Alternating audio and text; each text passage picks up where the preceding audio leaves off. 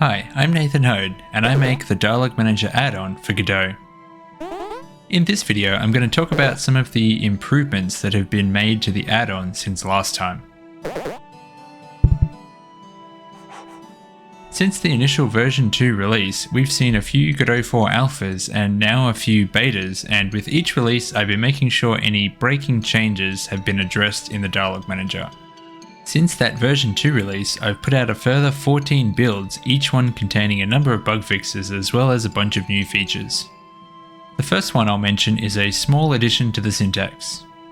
You can now prefix a series of lines with a % symbol to mark them as chosen at random. By default, one of these group lines will be chosen at runtime with an equal chance going to each line. If you'd like to weight the line separately, you can specify a number after the percentage. The number will weight that line relative to the other lines. These two lines will have a 3 in 10 chance, and this last line will have a 4 in 10 chance. I get 10 here as the total because when you add up 3 and 3 and 4 you get 10. If you only weight some lines and not others, the lines without a weighting will be treated as though they were weighted with a value of 1. For those of you still on Godot 3, this change has also been backported to Dialog Manager 1. The next new feature I'll talk about is one that's been asked for a while now. You can now open multiple dialog files at once. Just like in the main script editor, open files will show up in a list on the left here.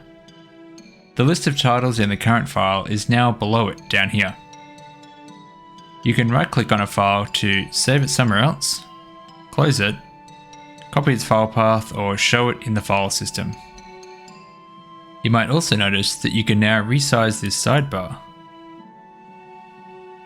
You can also resize the file and title lists here too. The next thing that's new is for anybody using C# in their game. There is now a convenience wrapper for usage in C#.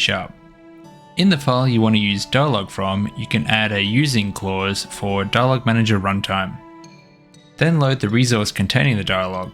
Once you have that resource, you can either use the built-in example balloon like this, or if you're building your own balloon, you can traverse the dialog like this.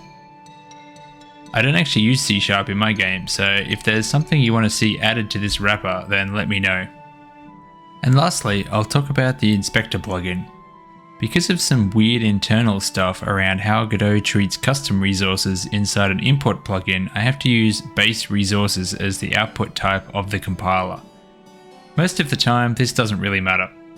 It only becomes annoying when you want to have a dialog resource be an export value from a scene, which is what I do for my dialog. The way I use dialog resources in my game is that each location defines all of the dialog that is used there. Each location inherits from a base location, and in there I define an export called dialog resource. The type is just resource, so the default picker is the generic resource one, which is unwieldy. So, in order for Godot to treat that export slot the way I want it to, I made an inspector plugin. If an export is specifically called dialog resource, it will take over and provide some quality of life improvements. Dragging a dialog file from the file system will highlight the slot for dropping.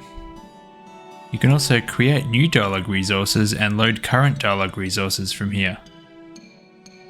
Clicking a dialog resource value will open it in the dialog editor. It basically treats it like a normal custom resource export would be treated.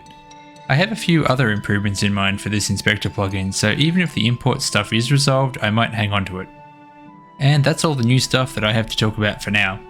As always, if you have a question, then throw it in a comment below or jump on my Discord and have a chat. An invite link is in the description.